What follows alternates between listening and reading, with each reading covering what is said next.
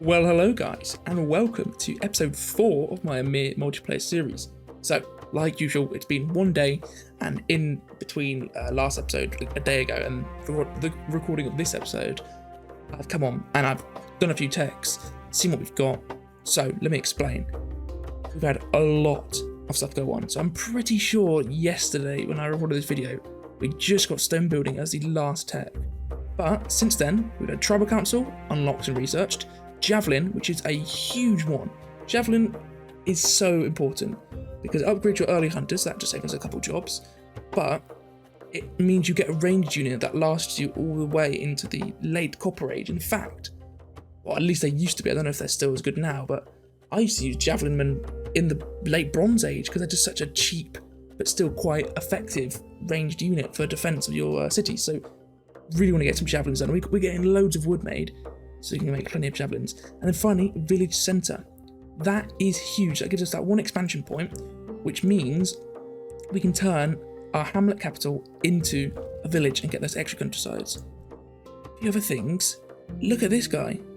One guy who's sort of taking all these potential spots here where I wanted to go, he's marked as inactive. So how activity works on Ymir is you play and that generates hours, and the more hours you generate, I think it's up to like 10 hours or 20 hours, defines how long you can not play for until you go inactive. So if you're on all the time and you generate, I don't know, 20 hours of playtime, whatever it is, you then have 2 weeks as the maximum before, if you don't play within 2 weeks, it says you're inactive. He must have probably played for an hour, 30 minutes, and he's probably gone away for a day or two, and because he's had such a low playtime on the server, it just said he's inactive. So even though he's only probably been away for a day or two, he's inactive. So he's at risk, because if you remember episode 1 of my last series, I only put in like an hour's playtime. I went inactive for 1 day, and I lost my save because the game said I was inactive even though I clearly wasn't inactive. So someone could take his base in a succession spawn. So maybe they'll get a change of leadership there, maybe it'll just rebel, and it'll be free for me to take. But enough about that. I've got those two that I can get rid of. Everybody's bugging me to give me their... This is where I get a bit... I don't like people just messaging me without writing me anything and just asking for technologies. I don't know, but I always give them to them. I can't complain seeing there's people who just give me text for free. But I don't like asking people for their text without writing them a message or trading for something. Rites of passage, give idea for stone building, have idea for pottery, give rites of passage. Yeah, just double checking that he wasn't setting me up something there. So there we're giving those texts. We've now received... What are all these? Oh, these are all the texts from earlier. So, a few other texts that we've actually got. We've got making new animals, which I can't remember if you saw last episode. But either way, I can't do this one right now because we don't really have any animals to make. So, and because also I was using so many farmers in all my previous technologies, I was running out of food. But we have got this tech ready. So I can do this one, but I'm not too fussed about it just yet because I want to use buffaloes. Well, we do over here have, oh no, they're gone. I was going to say we do have some buffaloes we can capture, but we don't actually have any. So I think I'll wait on that one. I'm not too fussed about that. We don't have agriculture yet. We're so close. You know what I'm going to do? Let's haste it. Gosh, we now have agriculture. Let's go. This is going to be a big episode if we've got agriculture. No, it's not. That's a lie, because we don't have many hoes to actually do anything with. So we've got 77 hammers, plenty of hammers for the meantime. Let's change our production of those 3 toolmakers we've got. Remember, we don't have enough flint to actually have any more toolmakers, so we're stuck with just those 3. So let's get them making hoes. We're going to have full production of hoes.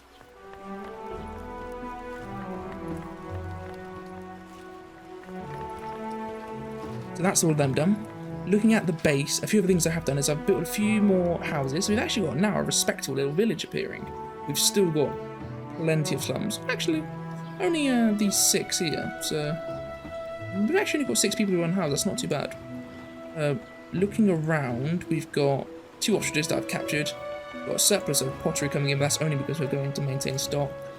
We've got plenty of stone, absolutely tons of clay. 183 clay is huge. 122 wood, huge as well. And that's with 6 potters all working. And we still got 122 wood with 5.2 surpluses. We're doing brilliantly on wood. What else? We got anything else from our techs that we can use? Farm. We could get another farm down because it's only producing 50%. I'm not going to just yet. What I want to do is get our first farm set up. So all of these will be at max capacity because there is actually still room. If we look here, there's a little bit of room left. Same with over here, there's a tiny bit of room left. And is there any room over here? Yeah, so all our ones have room. So this is where the game also pisses me around though, because if I place this one here and then try and do farming on it, all the time I get this. I'm not sure if it's a bug, I'm not sure if the game's poorly coded, but I get an issue where the game keeps swapping where the allocations of the gathering sites are. So it doesn't swap farms, that's fine. So let's say I set 10 fields to this one, it always stays 10 fields, but where this building might be getting 1 chickpeas, and this one at the start is only getting 0.2, where I assign all my farms there, it will then switch. So this building will be at full capacity with excess, and this building won't have enough. It's just a load of rubbish, which is why I don't like to build gathering camps on these farms and then also assign field to them sometimes. But we're gonna have to. And if that bug comes up, I'll just have to move them. These gathering camps are free to move, so not a major issue. So if we get these, they're going to get a little bit excess of that leftover lettuce or chickpeas, and then the rest of it I can assign the fields to. So we are only going to go into lettuce to start with, because my neighbour Haman, he said he's going full lettuce. So if he goes lettuce and I go lettuce at the same time, it means that if I ever need to get some lettuce from him to grow more fields, I can do a trade, vice versa. And there's no need to go like chickpeas and lettuce at the same time. So I'm gonna go for it. It's gonna be 10 civ points straight up. Unlock lettuce. So 2 to unlock it, then 8 to actually get 140% productivity. I can't speak. Let's do it. So that's almost all our civ points gone, but so vital. So what this is doing here is that's another feature that I wanted to talk about. Is they've changed how civ points work. Quite a few of them, and especially farming. Before, civ points in farming or any sort of animal or foodstuff related industry, 1 civ point would unlock it, 1 extra civ point and then on would mean you get efficiency bonus and productivity bonus. Now they've got rid of that, you purely get productivity, which is much better, because space is so limited that if you're on 5 productivity, it actually meant sometimes you were getting so many fields per farm that you just couldn't really get an effective industry going. Whereas now that it's just about productivity, same amount of fields per farm, you get a lot more per field. And I assume that productivity, it does also work for gathering sites. So look, we are now producing a huge amount more lettuce. Look at that. We've gone from hitting just about, we were maintaining 27 stocks, so we're literally about 5.8. We've doubled our production, which is amazing. And then now we're going to get the, oh, look at this. This is where it's beautiful. This arid tile with 3 fertility, which I'm not used to 3. I'm used to 2.5 fertility. Just that is brilliant. But having 6 fertility, I don't think I've ever had that before. It really is insane. The problem is though, I don't want to chop down too many of these trees because they obviously will mean that our woodcutters might not be working at full efficiency. So what I'm going to try and do for now, hit this 6, but get it to spots where I'm not gonna any trees. I don't care if I go too far over on the 2, right on the 3, because that's still brilliant fertility. Just want to try and avoid knocking down too many trees. Also, another feature about farming, I'm just grazing over this, because I've seen it before. I've been playing on another server for a little bit, but they've changed how fields work. So before, if you've just come straight from my other series where you know Ymir, you'd know or remember that you place down fields. It would take 1 foodstuff and 1 hoe. Now they've made it much more flexible, so you can actually Drag fields. You can have a field that takes up the entire map as long as there's nothing in the way. So this lets you build on water a little bit, because let's say you wanted to get this bit here, you could actually get it so it goes over the whole coastline. It does then annoyingly still use up hose and food, even if you're on tiles such as water where you can't get anything from it. That's frustrating, but it is more flexible, and I do prefer it, to be honest with you, so I'm happy with it. I'm going to destroy some of these trees. I said I wouldn't, but let's destroy some of these trees here. Also, they've done it, so... Or maybe this was a feature before, maybe I just can't remember it, but under that little wheat symbol, the little grain symbol, you can now actually see how much capacity the farm has left, which is just really useful, just so you know how many fields to build. Right, so I'm sort of going back on my word. I am actually just going to destroy all these all these trees. Not all of them, but I'm not going to fuss too much over losing some of them.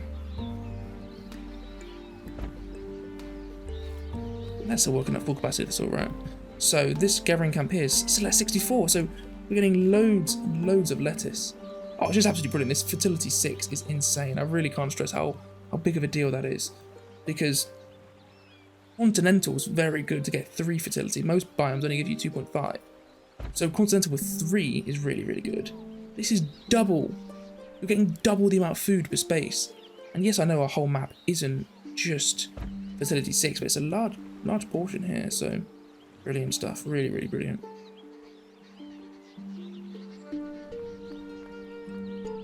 Let's get a little bit more.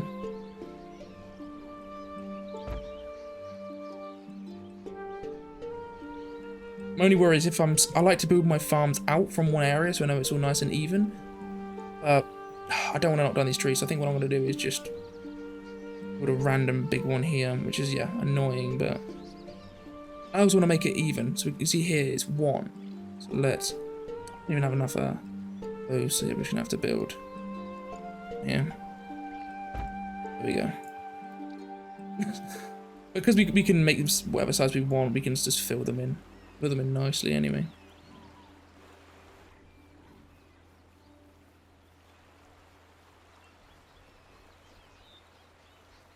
There we go, that is brilliant. That is our farming set up for now. We've got our hoe production going on, and why not set one of these to hoes? Why are we still producing 0.7 hammers? Where are we producing that?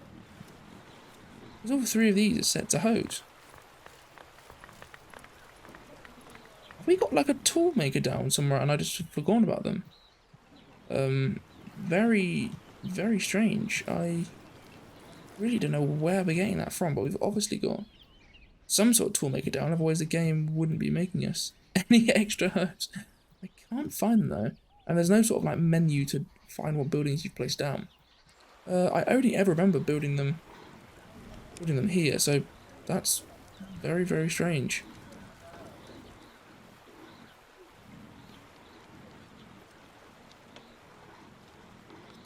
Looking at what else we can do for now, I don't think there really is anything. We've got you see here.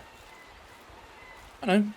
No, it is okay. I was going to say it's assigned some, but I think it's alright. What I'm going to do then is, because we've got extra fields, I'm going to take, let's say, this one, and assign it to right here.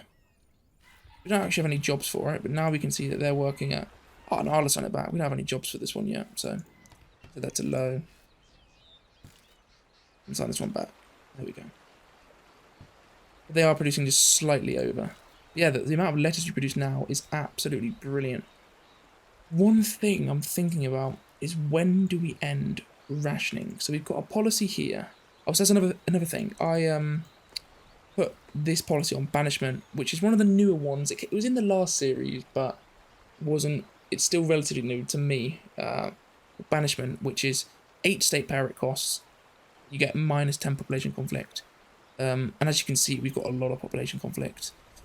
So that is a useful one, because you're losing more conflict than you're losing from loyalty loss from state power. So that is fine. We can get our community hall, and I think we should. We've got an extra civ point. We can't use That's not a save point. Expansion point. So that's another thing. Expansion points. They weren't in my last series. It was still state power that you use to create new settlements. Now it's expansion points, which I think are a much, much better system. Basically, some techs give you expansion points just by researching the tech, and then some policies, when you enact them, give you the expansion points. It's just a way, a very clear way of stating how many territories you can have. So every time you upgrade a territory, whether it's from a hamlet to a village, or a village to a town, it will cost an expansion point.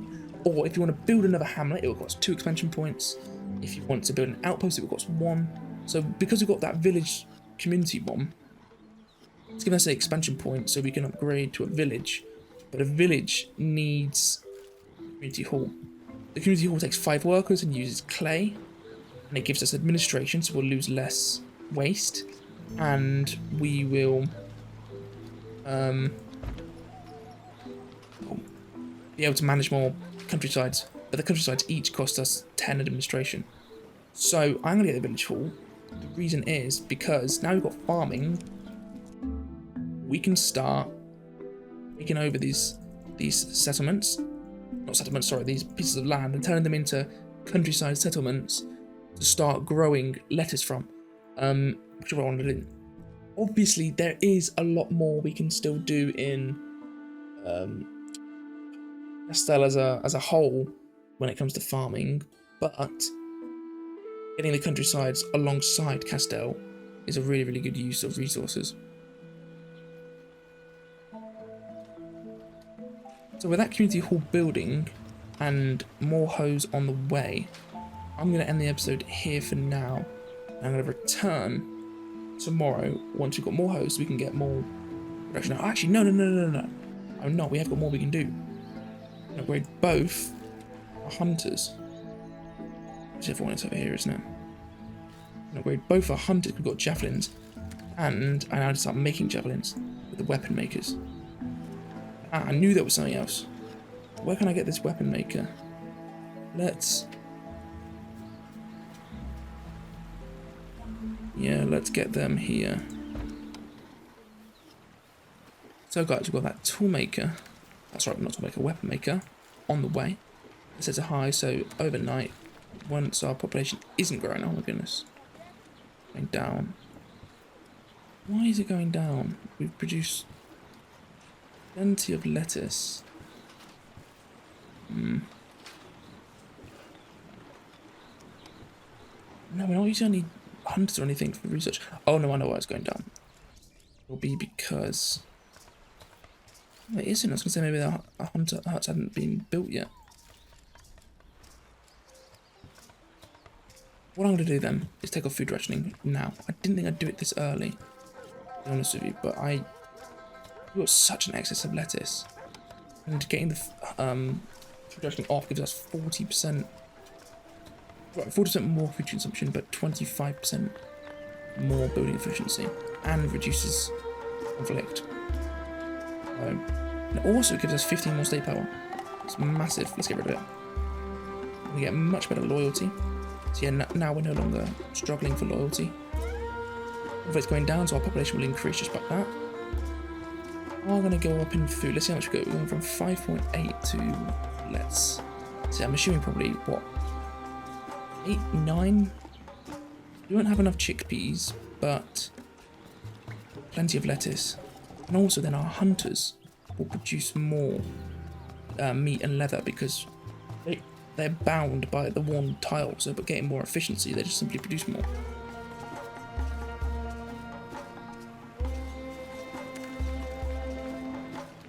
It's good for everything. All our clay, miners will get more, potters will make more. Here we go, we can see that actually we need 10. So we're still producing 4.4 surplus, so we're going to have plenty of that ready. When we get some hoes, we can get producing more fields. Chickpeas were meeting demand, now we're half, but meat, we're slightly off by 1, but it's not terrible. But yeah, we should see population growth now. Oh, look at that. Gone from -10 jobless to +9 jobless. We're going to be growing again. And also with, like I said, with conflict going down, we're growing even more. Because there'll be less murders in the in the capital. So I'm not going to enact us to be a village just yet, because there's no point having 5 people working on this when we don't have any spare people and we don't even have one countryside. So why do we need an extra 2? And we are doing okay for forced labour budget balance. So I'm going to end the video there, guys. If you have watched the video to the end, I want to say a massive thank you for enjoying the content and giving me your support for the series so far. If you have enjoyed it and you want to see more, give the video a like. And if you still aren't subscribed but you really are enjoying the Ymir content or any of the other content I do on the channel, then please do subscribe. It does help the channel a lot. Thanks guys, and I'll see you in episode 5.